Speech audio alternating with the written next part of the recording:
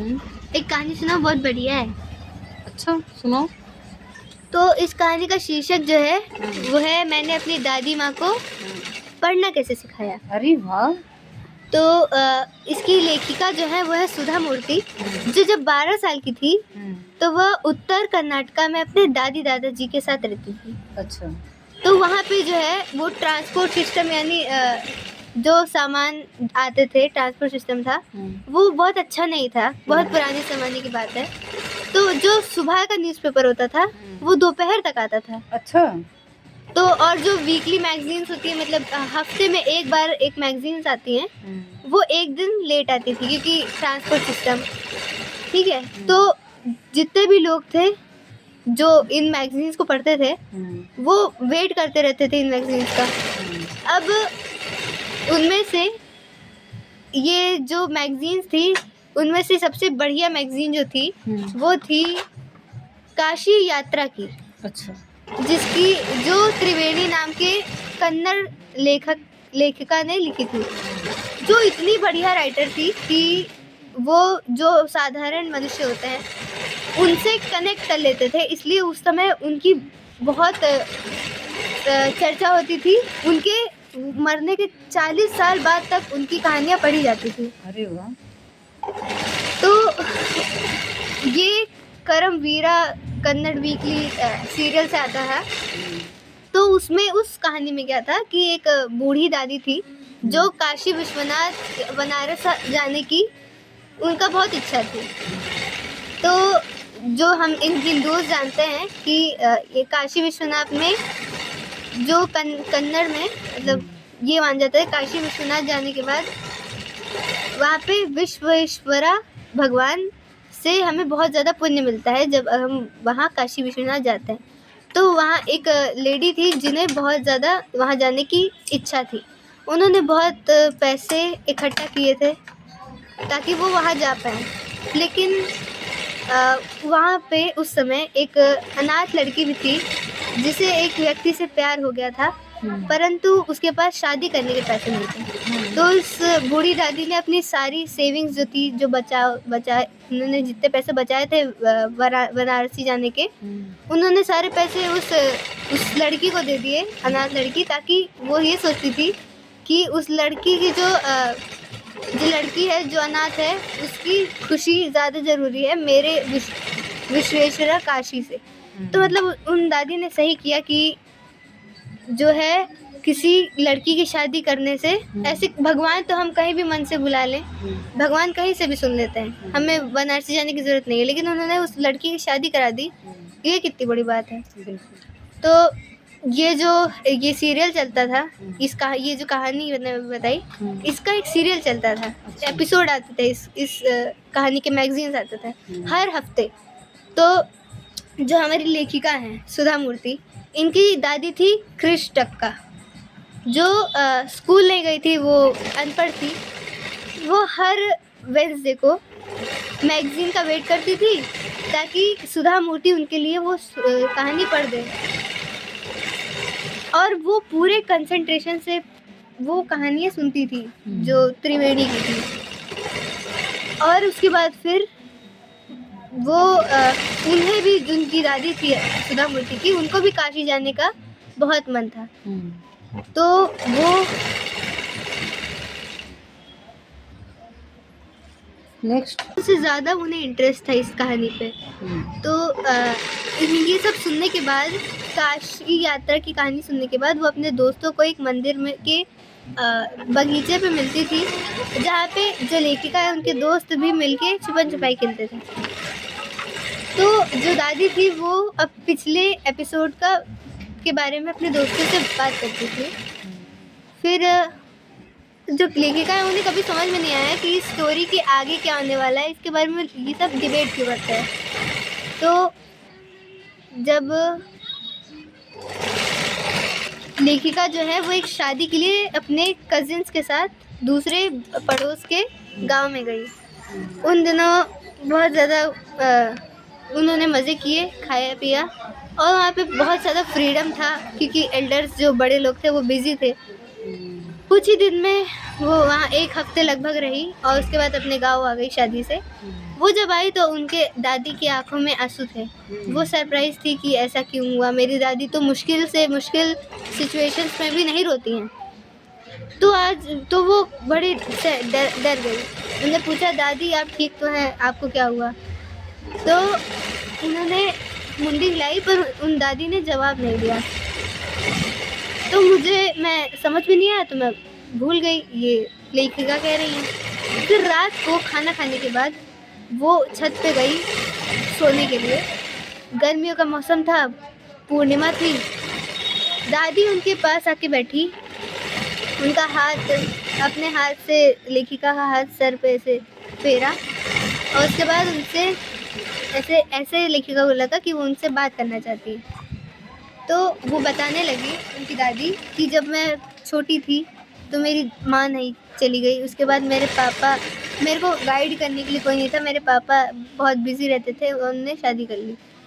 तो उस समय लड़कियों का पढ़ाई में ज़्यादा वो नहीं था, लड़कियों को पढ़ाया नहीं जाता था। शिक्षित नहीं रहती। हाँ, तो वो उनकी शादी हो गई बहुत जल्दी ही, उनके बच्चे हो गए और वो बिज़ी हो गई। वो बस इसमें खुश रहती थी, वो सबको खिलाते रहे और उनके जो पोते पोती हैं वो पढ़े। अपने बच्चों और उनकी पोती पोतियों को अच्छे से पढ़ाना है। परवरिश में हाँ। भी लगी है। फिर वो जब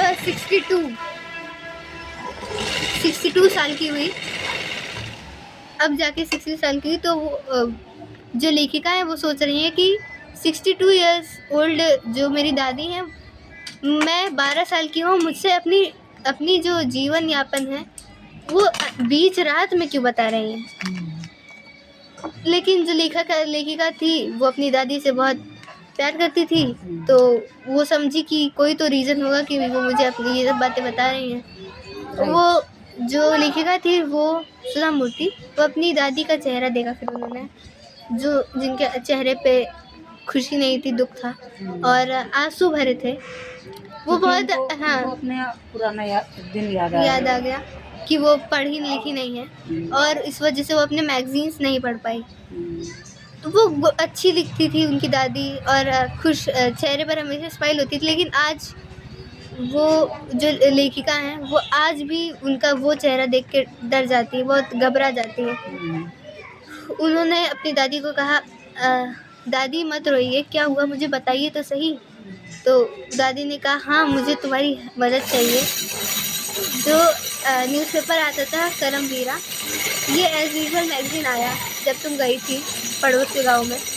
तो मैंने पिक्चर दिखे, इसमें जो फ़ोटोज़ लगी थी काशी यात्रा में, जो किताब थी, मुझे कुछ समझ नहीं आया क्या लिखा है। मैं अपने हाथों से पन्ने पर लटती गई, लेकिन मुझे कुछ समझ में नहीं आया और ये पॉसिबल नहीं था क्योंकि मैंने कुछ पढ़ा ही नहीं है। तो मैं बस तुम्हारे आने का इंतज़ार करते रही।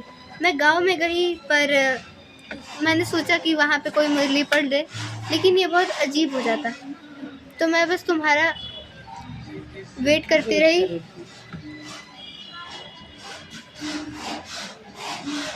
और इन पैसों का क्या मतलब जब वो किसी पे डिपेंडेंट है, अपनी पोती पर डिपेंडेंट है, उन्हें खुद से पढ़ना लिखना नहीं आता। तो जो लेखिका हैं उन्हें समझ नहीं आया उन्हें क्या बोलना है। आगे दादी बोलते चली गई कि मैंने सोचा है कि ये कहानी कर्नाटका की है। तो वो दादी कन्नड़ सीखना चाहती थी कल से, तब तक जब तक सरस्वती पूजा ना आ जाए दशहरा के बीच में, एज ए डेडलाइन की, मतलब तब तक उन्हें पढ़ना आ ही जाना चाहिए।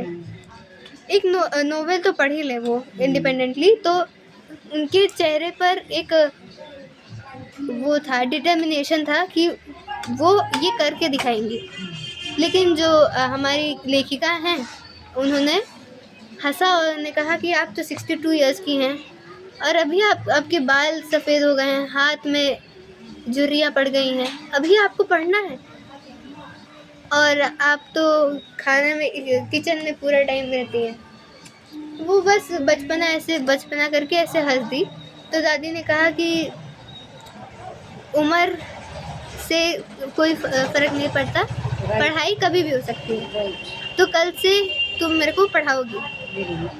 तो जो हैं हमारी दादी, वो एकदम शिद्दत से पढ़ते रहती थी, उसे बार बार रिपीट करती थी, उसे लिखती थी। क्योंकि उनको इंटरेस्ट था, हाँ। उनको लगन था कि मैं उसे एजुकेटेड हो जाऊँ। हाँ, वो एटलीस्ट कुछ पढ़ तो ले। हाँ, तो उसके बाद फिर जो हमारी लेखिका हैं उन्हें तब नहीं